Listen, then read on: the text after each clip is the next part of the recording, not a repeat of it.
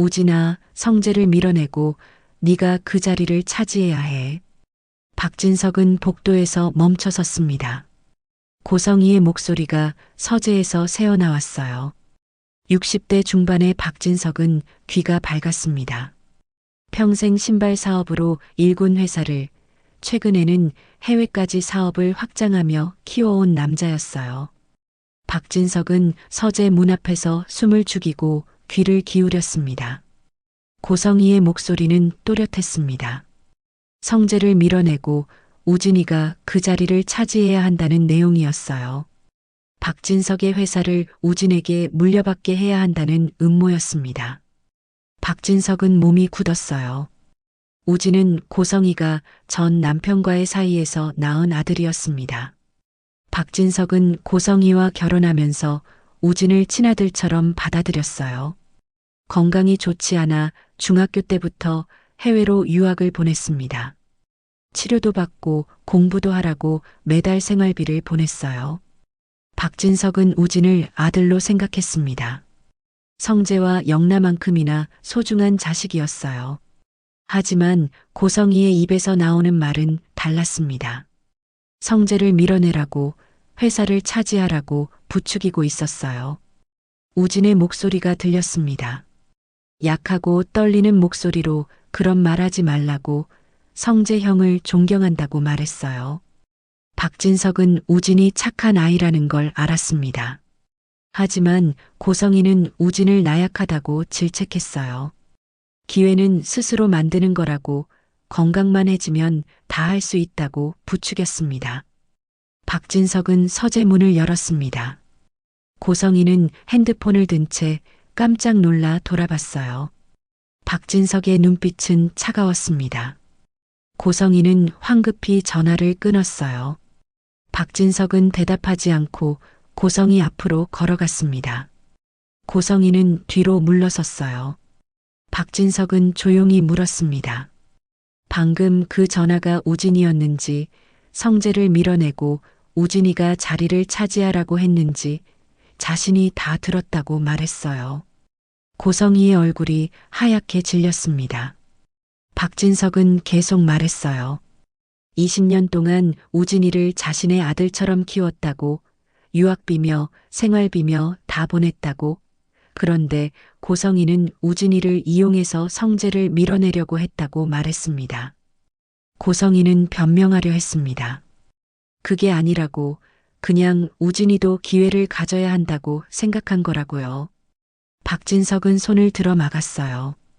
기회가 아니라 음모였다고, 고성희는 처음부터 우진이를 이용하려고 했던 거라고, 자신의 회사를 차지하려고 했다고 말했습니다. 박진석은 서재를 나갔습니다. 고성희는 박진석을 따라가려 했지만 박진석은 돌아보지 않았어요. 박진석은 자신의 침실로 들어가 문을 잠갔습니다. 고성희는 문 앞에서 애원했지만 박진석은 대답하지 않았어요. 그날 밤 박진석은 잠을 이루지 못했습니다. 고성희가 자신을 이용했다는 생각에 배신감이 밀려왔어요. 20년 넘는 결혼 생활이 거짓이었다는 생각이 들었습니다. 박진석은 결심했어요. 진실을 알아내야 한다고요. 천장을 바라보며 박진석은 결혼 초기를 떠올렸습니다. 고성희가 얼마나 다정했는지, 우진이를 데리고 와서 얼마나 힘들어했는지, 자신이 얼마나 고성희를 도와주고 싶었는지를요. 하지만 지금 돌이켜보니 모든 게 계획적이었던 것 같았습니다. 고성희는 박진석의 재산을 노렸던 거였어요. 우진을 미끼로 박진석에게 접근했고 결혼 후에는 딸 영락까지 낳아 자신의 입지를 굳혔습니다. 그리고 20년 동안 기다렸다가 이제 우진을 회사 후계자로 만들려는 계획이었던 거죠. 다음 날 아침 박진석은 비서를 불렀습니다. 고성희를 조사하라고, 우진과의 통화 내역도 확인하라고, 모든 걸 알아내라고 지시했어요. 비서는 놀랐지만 고개를 끄덕였습니다. 비서는 회장님의 표정이 예사롭지 않다는 걸 알았어요. 20년 동안 박진석을 보좌한 비서는 처음 보는 표정이었습니다. 일주일 뒤 비서는 충격적인 보고서를 가져왔습니다. 고성이에게 또 다른 자식이 있었다는 거예요. 지은호라는 이름의 딸이었습니다. 고성이가 젊었을 때 쌍둥이를 낳았는데 딸을 돈을 받고 정순이에게 팔았다는 증거가 나왔어요. 보고서에는 송금 내역, 입양 계약서, 정순이와 고성이의 만남 기록까지 상세히 적혀 있었습니다. 박진석은 믿을 수 없었습니다. 고성이가 자식을 팔았다는 것도, 그 사실을 숨기고 자신과 결혼했다는 것도 충격이었어요. 더 충격적인 건 최근 고성이가 지은호에게 접근하고 있다는 거였습니다. 우진의 간이식을 위해서였어요. 고성이는 몇 달 전부터 지은호가 일하는 인테리어 회사의 프로젝트를 의뢰하며 접근했고 친분을 쌓아가고 있었습니다. 박진석은 모든 걸 깨달았습니다. 고성이는 처음부터 자신을 이용한 거였어요. 우진을 회사 후계자로 만들려는 욕심, 지은호를 이용해 우진을 치료하려는 계획, 모든 게 고성이의 욕심이었습니다. 박진석은 분노했습니다. 하지만 동시에 우진과 지은호가 불쌍하다고 느꼈어요. 두 아이는 고성이의 욕심에 희생당한 피해자들이었습니다. 박진석은 결심했어요. 고성이를 벌하고 우진과 지은호를 구하기로요. 박진석은 비서에게 지시했습니다. 고성의 명의의 모든 계좌를 동결하라고, 재단 이사회를 소집하라고, 이혼 소송 준비를 시작하라고요. 비서는 놀라며 확인했지만 박진석의 결심은 확고했습니다. 이신 그가 그렇게까지 변하게 된 이유. 박진석은 가난한 구두 수선공의 아들로 태어났습니다. 아버지는 좁은 가게에서 하루 종일 신발을 고쳤어요. 새벽부터 밤늦게까지 일했지만 벌이는 넉넉하지 않았습니다. 박진석은 어릴 때부터 아버지를 도왔어요. 신발 밑창을 붙이고 굽을 갈고 구멍난 신발을 꿰매는 일을 배웠습니다. 아버지는 박진석에게 자주 말했습니다. 신발은 사람의 인생을 담는다고, 좋은 신발을 만드는 사람이 되라고요. 낡고 해진 신발을 들고 오는 손님들을 보며 아버지는 말했어요. 이 신발이 이 사람의 인생이라고, 신발을 고치는 건 그 사람의 인생을 고치는 거라고요. 박진석은 아버지의 말을 가슴에 새겼습니다. 고등학교를 졸업한 박진석은 신발 공장에 취직했습니다. 밑바닥 노동자로 시작했어요. 신발 재단하는 법, 박음질하는 법, 마무리하는 법을 하나하나 배웠습니다. 20년 동안 박진석은 공장에서 일했어요. 평사원에서 시작해 반장, 과장, 부장까지 올라갔습니다. 신발 만드는 법뿐 아니라 디자인하는 법, 장사하는 법까지 익혔어요.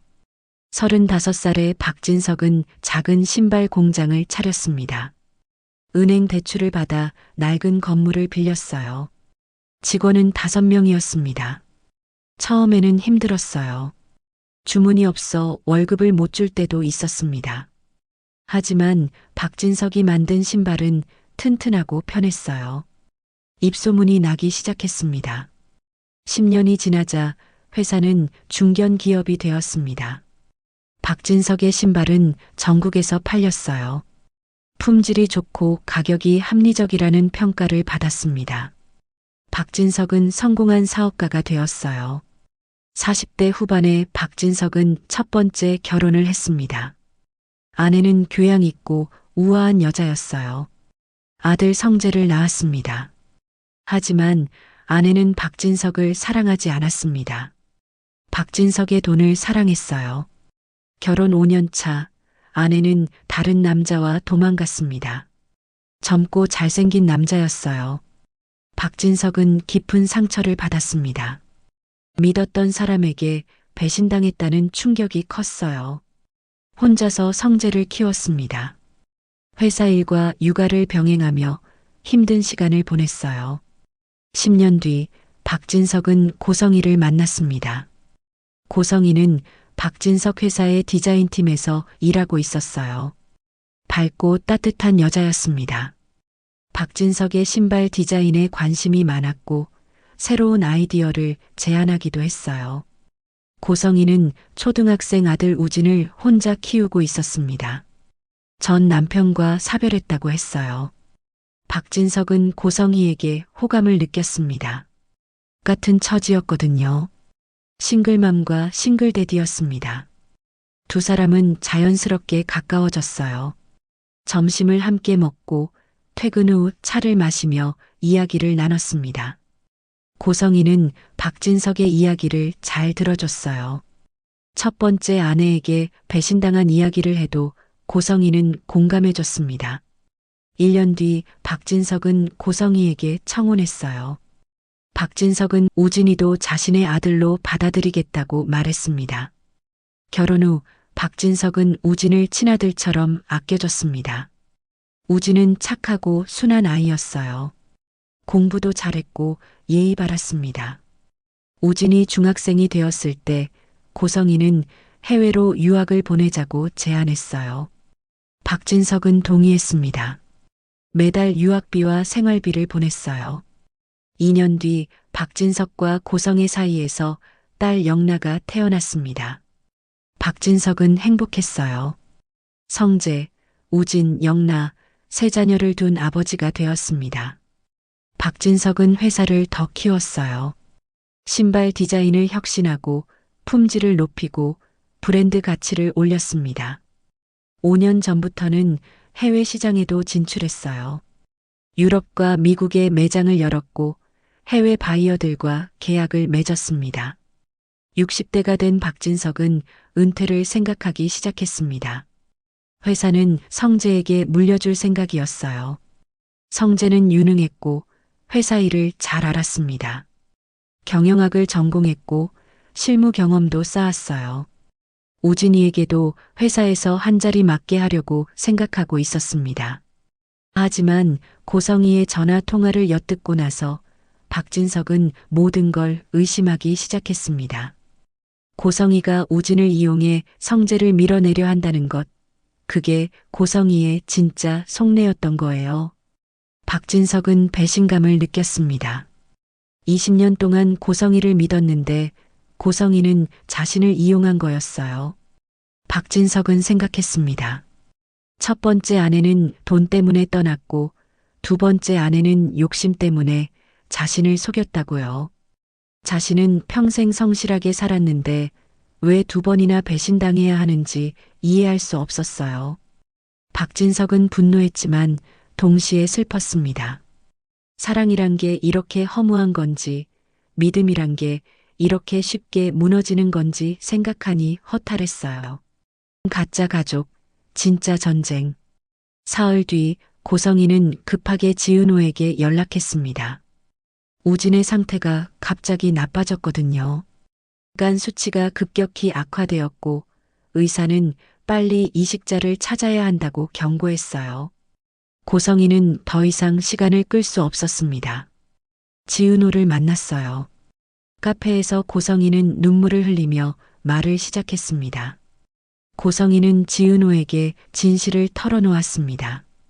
자신이 지은호의 친엄마라고 그동안 지은호를 찾고 또 찾았다고 드디어 찾게 되어 너무 기쁘다고 울먹였습니다. 고성이의 연기는 완벽했어요. 눈물은 진짜였고 목소리는 떨렸고 표정은 애절했습니다. 지은호는 충격을 받았습니다. 자신이 입양하라는 건 알고 있었지만 친엄마가 고성이라는 건 몰랐어요. 지은호는 고성이를 멍하니 바라봤습니다. 고성이는 계속 울며 말했어요. 정말 미안하다고 하지만 이제라도 만나게 돼서 너무 기쁘다고 따라 미안하다고 반복했습니다. 그리고 고성이는 우진 이야기를 꺼냈어요. 우진이 지은호의 쌍둥이 동생이라고 지금 간이식이 필요하다고 지은호만이 우진을 살릴 수 있다고 말했습니다. 고성이는 지은호의 손을 잡고 애원했어요. 오빠를 살려달라고 검사만이라도 받아달라고 제발이라고 간청했습니다. 지은호는 그 순간 이상한 기분이 들었어요. 뭔가 석연치 않았습니다. 고성이가 자신을 찾은 게 진짜 모성애 때문일까 아니면 우진의 간이식 때문일까 하는 의심이 들었어요. 지은호는 고성이를 처음 만났던 날을 떠올렸습니다. 다들 아시다시피 고성이는 지은호가 일하는 인테리어 회사의 프로젝트를 의뢰했었습니다. 그때부터 고성이는 지은호에게 특별히 친절했습니다. 식사도 함께하고 선물도 주고 이야기도 나누며 관심을 보였어요. 지은호는 그때 고성이가 좋은 사람이라고 생각했습니다. 하지만 지금 생각해보니 모든 게 계획적이었던 것 같았습니다. 고성이는 처음부터 우진의 간이식을 위해 지은호에게 접근한 거였어요. 리모델링 프로젝트도 핑계였고 친절한 태도도 연기였고 관심도 가짜였습니다. 지은호는 배신감을 느꼈어요. 지은호는 고성이에게 조심스럽게 물었습니다. 자신에게 처음부터 일부러 접근한 거냐고, 우진의 간이식 때문이냐고요. 고성이는 당황하며 부인했습니다. 아니라고, 진짜 딸을 찾고 싶어서 찾은 거라고, 우진 일은 나중에 알게 된 거라고 변명했어요. 하지만 고성이의 눈빛은 흔들렸습니다. 지은호는 고개를 저었어요. 거짓말하지 말라고, 프로젝트 의뢰한 것도 계획이었고 자신에게 친절했던 것도 다 우진을 위해서였다고 말했습니다. 지은호의 목소리는 차가웠어요. 고성이는 눈물을 흘리며 변명했습니다. 처음엔 그랬을지 몰라도 지금은 진짜 딸로 생각한다고, 제발 믿어달라고, 오빠를 살려달라고 애원했어요. 지은호는 자리에서 일어났습니다. 자신은 정순이 어머니의 딸이라고, 고성의 씨와는 아무 관계도 없다고, 다시는 연락하지 말라고 말했어요. 고성이는 지은호의 팔을 붙잡으려 했지만 지은호는 뿌리쳤습니다. 지은호는 카페를 나갔어요. 고성이는 그 자리에 남아 울었습니다. 하지만 지은호는 돌아보지 않았어요. 집에 돌아온 지은호는 정순이에게 모든 이야기를 했습니다. 고성이가 친엄마라고 했다는 것, 쌍둥이 오빠가 있다는 것, 간이식을 부탁받았다는 것을요. 정순이는 놀라며 얼굴이 하얗게 질렸습니다. 정순이의 손이 떨렸어요. 자신이 고성이에게 돈을 주고 지은호를 샀다는 사실이 들통날까봐 겁이 났습니다. 정순이는 사실을 털어놓았습니다. 자신이 고성이에게 돈을 주고 지은호를 샀다고, 미안하다고, 하지만 진심으로 사랑했다고, 지은호를 딸로 키웠다고 울며 말했어요. 지은호는 충격을 받았지만 정순이를 안아줬습니다. 엄마라고 불렀어요. 괜찮다고, 엄마는 자신에게 진짜 엄마라고, 고성애 씨가 뭐라고 해도 엄마는 엄마라고 말했습니다. 정순이는 지은호의 품에서 울었어요. 지은호는 정순이를 다독이며 생각했습니다. 우진 오빠는 어떤 사람일까? 정말 간이식이 필요한 걸까? 자신이 도와줘야 하는 걸까 하고요. 마음이 복잡했습니다. 고성이는 미웠지만 쌍둥이 오빠는 궁금했어요. 며칠 뒤 박진석이 지은호에게 연락했습니다. 만나서 이야기하고 싶다고요. 지은호는 박진석을 만났어요. 박진석은 조용한 찻집에서 지은호를 기다리고 있었습니다. 박진석은 지은호를 보자 일어나 인사했어요. 지은호도 인사했습니다. 박진석은 모든 진실을 말해줬습니다. 고성이가 우진을 이용하려 했다는 것, 회사를 차지하려는 욕심이 있었다는 것, 지은호도 그 계획의 일부였다는 것을요. 박진석은 지은호에게 사과했습니다. 고성애 때문에 상처받았을 거라고, 미안하다고요. 박진석의 목소리는 진심이었습니다. 그리고 박진석은 우진 이야기를 했어요. 우진은 착한 아이라고, 고성이의 욕심을 전혀 몰랐다고, 지금 많이 아프다고 말했습니다. 박진석은 우진도 피해자라고, 고성이에게 이용당한 불쌍한 아이라고 말했어요. 박진석의 눈빛은 슬펐습니다. 지은호는 우진을 만나고 싶다고 말했어요. 박진석은 고개를 끄덕이고 우진을 집으로 초대했습니다. 박진석은 지은호에게 말했어요. 고성이는 이미 집에서 쫓아냈다고, 이혼 절차를 밟고 있다고, 우진과 지은호를 도와주고 싶다고요. 사랑보다 냉정한 건 복수였다. 박진석은 고성이를 불렀습니다. 거실에서 이혼 서류를 내밀었어요. 고성이는 울며 거부했지만 박진석은 단호했습니다. 박진석은 조용히 말했어요. 고성이는 자신을 이용했다고, 우진이를 이용했고, 지은호까지 이용하려 했다고, 더 이상 가족이 아니라고 말했습니다. 고성이는 무릎을 꿇고 애원했습니다. 한 번만 용서해달라고, 자신도 어쩔 수 없었다고, 우진이를 사랑해서 그랬다고 변명했어요. 박진석은 고개를 저었습니다. 사랑이 아니라 욕심이었다고, 고성희의 욕심 때문에 모두가 불행해졌다고 말했어요. 박진석의 목소리는 차가웠지만 떨리고 있었습니다. 고성희는 계속 울며 애원했지만 소용없었습니다. 박진석은 고성희에게 일주일 안에 집에서 나가라고 말했어요. 이혼 서류에 서명하고 조용히 떠나라고, 그게 고성희가 할 수 있는 마지막 양심이라고 말했습니다. 고성희는 박진석의 발밑에 엎드려 울었지만 박진석은 방으로 들어가 문을 닫았어요. 사흘 뒤 고성희는 짐을 싸서 집을 나갔습니다. 작은 원룸으로 이사했어요. 20년 동안 살았던 큰 집을 떠나는 고성희의 뒷모습은 초라했습니다. 집사와 가정부들도 고성희를 냉랭하게 대했어요. 회장님의 분노를 알고 있었거든요. 박진석은 우진을 집으로 데려왔습니다. 우진은 해외에 있는 게 아니라 서울 외곽의 어느 집에 갇혀 지내고 있었잖아요. 박진석이 직접 찾아가 우진을 데려왔습니다. 박진석은 우진에게 말했습니다. 그동안 고생했다고, 이제 자유롭게 살라고, 내 엄마가 한 일은 잘못이지만 너는 죄가 없다고 말했어요. 우진은 눈물을 흘렸습니다. 박진석 아버지라고 불렀어요. 고맙다고, 정말 고맙다고 말했습니다. 우진의 목소리는 떨렸고 눈빛은 복잡했습니다. 박진석은 우진을 병원에 데려갔어요. 대학병원 최고에 간 전문의를 만났습니다. 정밀 검사를 다시 받게 했어요. 의사는 검사 결과를 보며 심각한 표정을 지었습니다. 간 수치가 매우 나쁘다고, 빨리 이식을 해야 한다고, 늦으면 위험하다고 말했어요. 며칠 뒤 지은호가 박진석의 집을 찾았습니다. 거실에서 우진이 기다리고 있었어요. 두 사람은 처음 만났습니다. 우진과 지은호는 거실에서 마주 앉았습니다. 오랜 침묵이 흘렀어요. 두 사람은 서로를 조심스럽게 바라봤습니다. 닮았어요.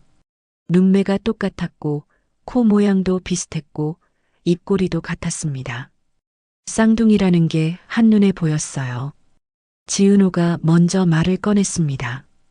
처음 만나는 오빠라고, 이상하다고, 쌍둥인데 이제야 만난다는 게요. 우진은 미소 지으며 대답했어요. 자신도 그렇다고, 동생이 있다는 것도 몰랐다고, 그동안 많이 궁금했다고 말했습니다. 두 사람은 이야기를 나눴습니다. 우진은 자신의 삶을 이야기했어요. 유학을 간 게 아니라 작은 집에 갇혀 지냈다고, 엄마가 건강 때문에 세상에 나가면 안 된다고 했다고, 외로웠다고 말했습니다. 우진의 목소리는 담담했지만 슬픔이 배어 있었어요. 지은호는 자신의 삶을 이야기했습니다. 정순이 어머니가 얼마나 잘 키워줬는지, 사랑받으며 자랐는지 행복했다고 말했어요. 하지만 고성이가 자신에게 접근했을 때 이상했다고, 뭔가 의도가 있는 것 같았다고, 지금 생각하니 간이식 때문이었던 것 같다고 말했습니다. 우진은 지은호에게 고개를 숙였습니다. 미안하다고, 자신 때문에 동생이 고생했다고, 엄마의 욕심 때문에 동생한테 피해를 준 것 같아 미안하다고 말했어요. 지은호는 고개를 저었습니다. 오빠 잘못이 아니라고, 고성애 씨 잘못이라고, 오빠도 피해자라고 말했어요. 우진은 지은호에게 말했습니다. 간이식은 부담 갖지 말라고, 동생은 동생 인생을 살라고, 자신은 괜찮다고요. 하지만 우진의 얼굴은 창백했고 손은 떨리고 있었습니다. 지은호는 우진을 보며 마음이 아팠어요. 지은호는 우진에게 말했습니다. 검사를 받아보겠다고, 오빠를 돕고 싶다고, 쌍둥이니까 도와야 한다고요. 우진은 눈물을 흘렸습니다. 고맙다고, 정말 고맙다고 말했어요. 두 사람은 손을 잡았습니다. 처음 잡아본 쌍둥이의 손이었어요. 박진석도 검사를 받았습니다. 박진석은 병원에 가서 의사에게 자신도 이식자가 될 수 있는지 검사해달라고 요청했어요. 의사는 박진석의 나이를 고려하면 위험할 수 있다고 경고했습니다.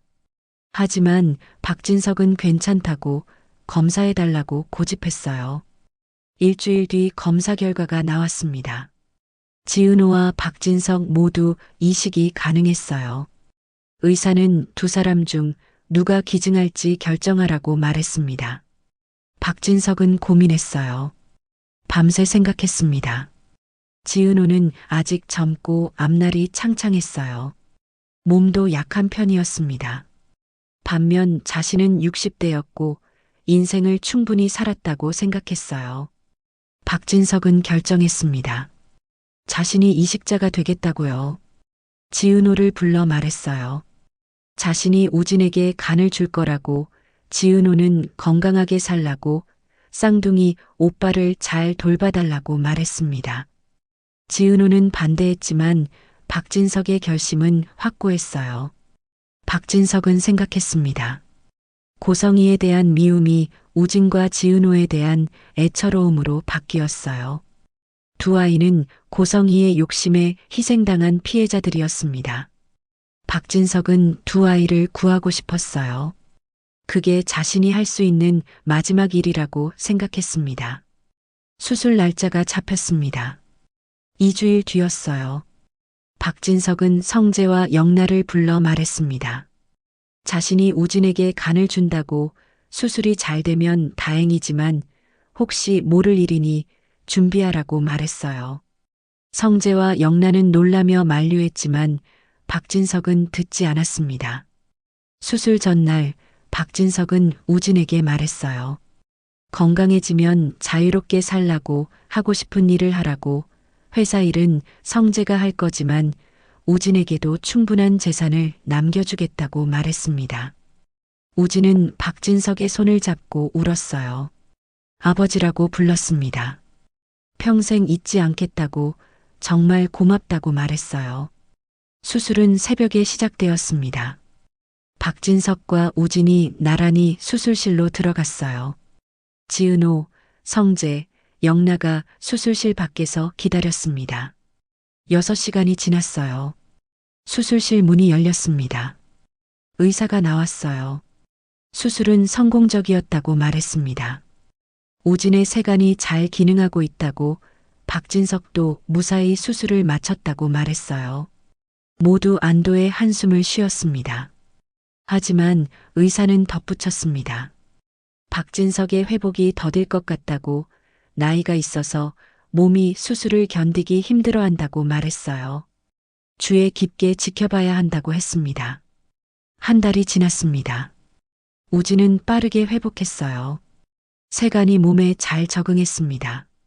얼굴에 혈색이 돌았고 걸음도 가벼워졌어요. 우진은 병실 창밖을 보며 생각했습니다. 처음으로 제대로 된 인생을 살 수 있게 되었다고요.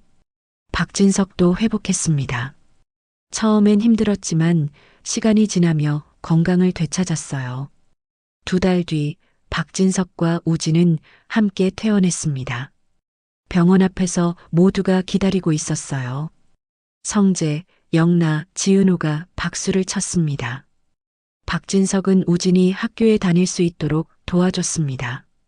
대학 입학 절차를 밟았어요. 우진은 경영학과에 입학했습니다. 처음으로 또래 친구들을 만났어요. 처음으로 캠퍼스를 걸었습니다. 우진은 행복했어요. 박진석은 가족관계 증명서를 정리했습니다. 고성이와 우진을 가족관계에서 빼냈어요. 법적으로 가족이 아니게 된 거였습니다. 하지만 박진석은 우진을 계속 돌봐줬어요. 생활비를 주고 학비를 대주고 작은 아파트도 구해줬습니다. 우진은 감사했습니다. 박진석에게 자주 전화를 걸었어요. 학교 이야기를 했고 친구 이야기를 했고 꿈 이야기를 했습니다. 박진석은 우진의 이야기를 들으며 미소 지었어요. 우진이 행복해 보여서 다행이었습니다. 우진과 지은호는 가끔 만났습니다. 한 달에 한두 번 카페에서 차를 마시며 이야기를 나눴어요. 우진은 학교 이야기를 했고 지은호는 회사 이야기를 했습니다. 두 사람은 점점 가까워졌어요. 쌍둥이라는 유대감이 느껴졌습니다. 어느 날 고성이가 우진에게 연락했습니다. 만나고 싶다고요. 우진은 고성이를 만났어요. 작은 카페에서 고성이는 우진을 기다리고 있었습니다. 고성이의 모습은 초라했어요. 고성이는 우진을 보자 눈물을 흘렸습니다. 미안하다고, 엄마가 잘못했다고, 너를 이용하려고 한 게 아니라 진짜 너를 사랑했다고 말했습니다. 고성이는 우진의 손을 잡으려 했지만 우진은 손을 뺐어요. 우진은 조용히 말했습니다. 어머니 때문에 자신은 10년을 갇혀 살았다고, 세상을 보지 못했다고, 친구도 사귀지 못했다고 말했어요. 하지만 박진석 아버지 덕분에 이제는 자유롭다고, 건강해졌다고, 학교도 다닌다고 말했습니다. 우진은 계속 말했습니다. 어머니를 용서할 수 없다고, 하지만 미워하지도 않는다고, 이제 각자의 길을 가자고 말했어요. 어머니도 이제 자신의 인생을 살라고, 자신은 자신의 인생을 살겠다고 말했습니다. 우진의 목소리는 담담했지만 단호했어요. 고성이는 더 울었지만 우진은 자리에서 일어났습니다. 돌아서서 카페를 나갔어요. 고성이를 뒤돌아보지 않았습니다. 우진은 카페를 나와 깊은 숨을 쉬었어요. 가슴이 먹먹했지만 후련하기도 했습니다. 지은호도 고성이와 완전히 연락을 끊었습니다. 정순이가 진짜 엄마였어요. 지은호는 정순이와 행복하게 살았습니다.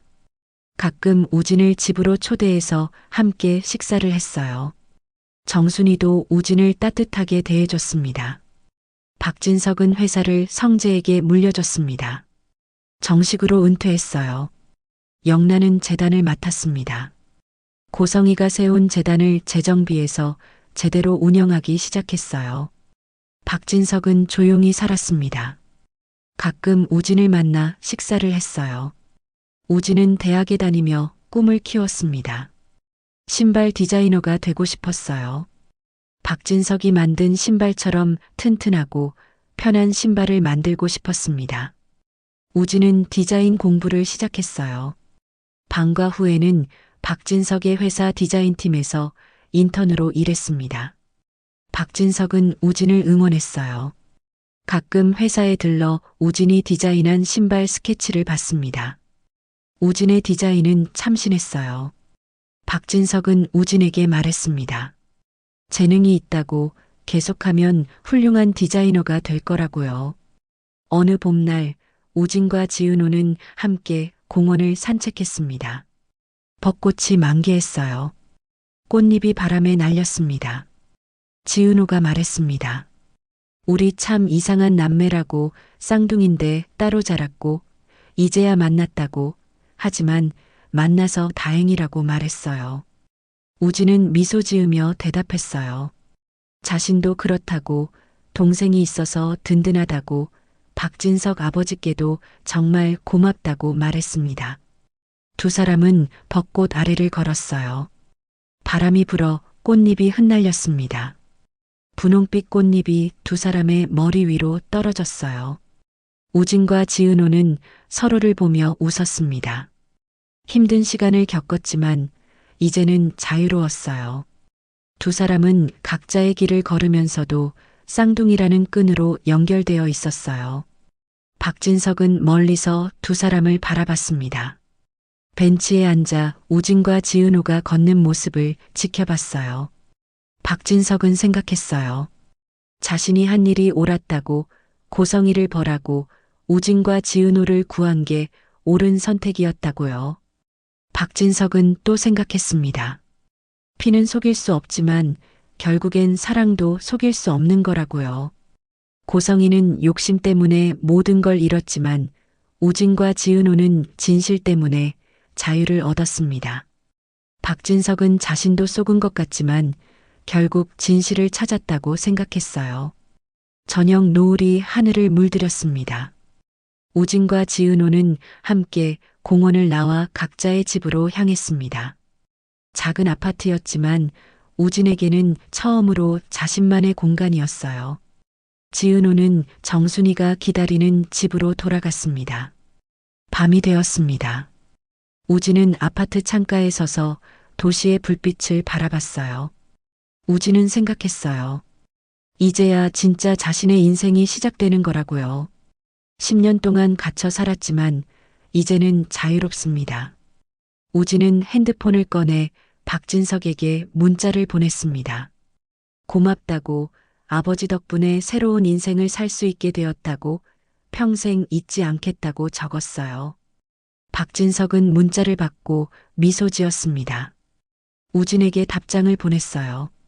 건강하게 잘 살라고, 언제든지 필요하면 연락하라고요. 지은호도 자신의 방에서 일기를 썼습니다. 오늘 우진 오빠와 공원을 산책했다고, 벚꽃이 예뻤다고, 오빠가 행복해 보여서 다행이라고 적었어요. 그리고 마지막 문장을 썼습니다. 피를 나누지 않아도 가족이 될 수 있다는 걸 배웠다고, 정순이 엄마가 진짜 엄마라는 걸 다시 한번 느꼈다고요. 고성이는 작은 원룸에서 혼자 울고 있었습니다. 모든 것을 잃었어요. 남편도 자식들도 재단도 명예도 모두 잃었습니다. 고성이는 후회했어요. 욕심을 부린 것을, 우진을 이용하려 한 것을, 지은호를 속인 것을 후회했습니다. 하지만 이미 늦었어요. 세상은 계속 돌아갔습니다. 봄이 지나고 여름이 왔어요.